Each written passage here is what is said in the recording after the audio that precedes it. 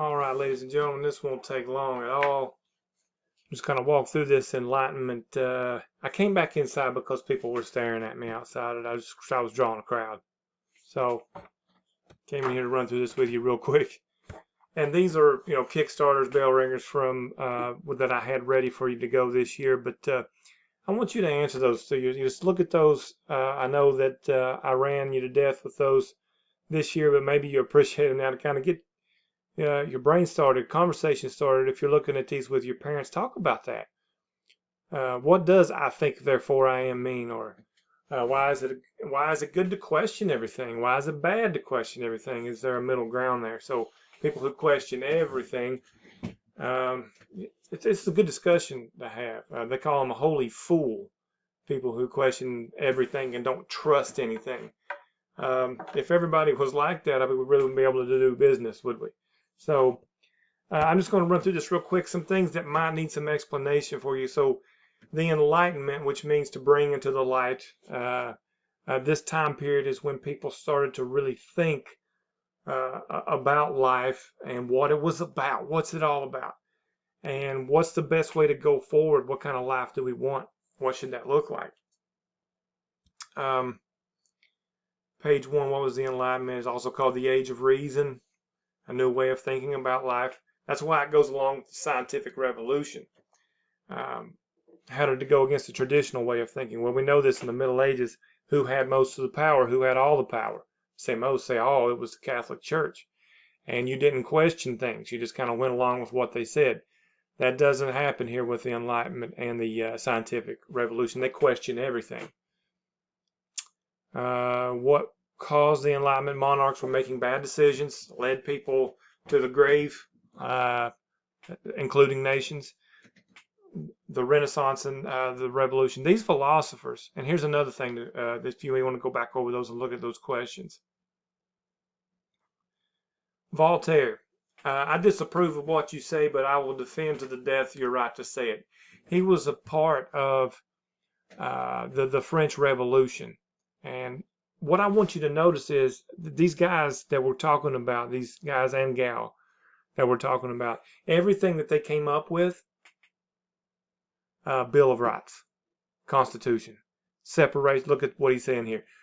Religious freedom, freedom of speech. Does it sound familiar to you? Separation of church and state. He wanted people to have the right to say what they wanted to say. So you can't have a free country without that. John Locke, we've already talked about him in the vocab. He's basically saying that people need to choose their government. If anything is forced upon them, they will rebel. They will regret it. They need to choose to be governed, and they need to choose that government. And he wrote the 2 treatises on government, which basically says people are the source of power. Okay. Remember what democracy means. Demos means people. Krasia means power. So democracy means power to the people. Look at those quotes, and you can look at that on your own. God hath woven into the principle of human nature such a tenderness for their offspring that there is little fear that parents should use their power with too much rigor. Why would this terrify your parents? Well, hopefully, maybe you're looking at these together, and you can have a discussion about that. So these are quotes from the 2 treatises on government, and you all can discuss those things. So basically, he's saying power to the people.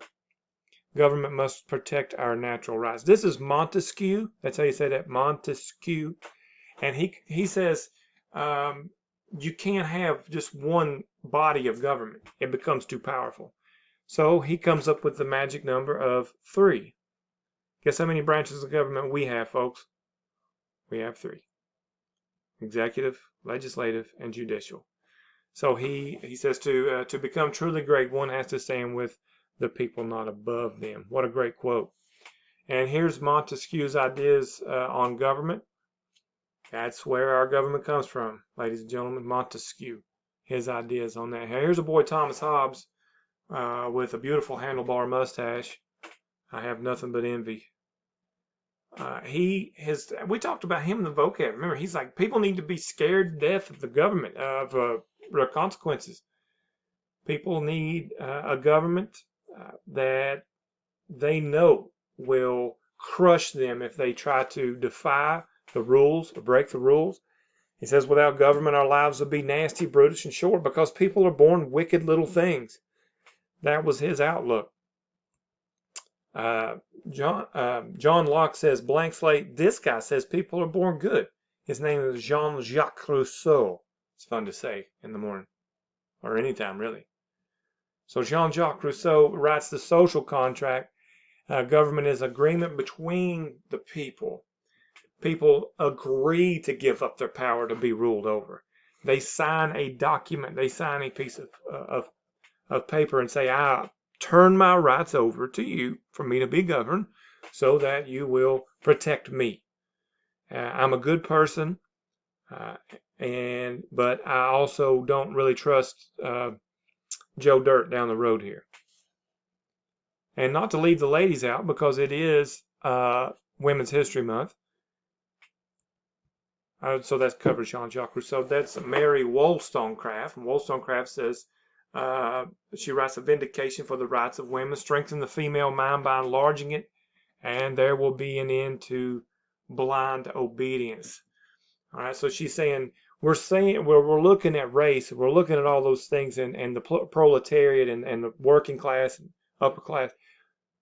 Hello, women, we've not even talked about our rights. We can't vote. We can't do this. We can't do that. We were treated like the lowest class. So Wollstonecraft starts when we look at the beginning of the women's rights movement, she would be that impetus, that start to those things.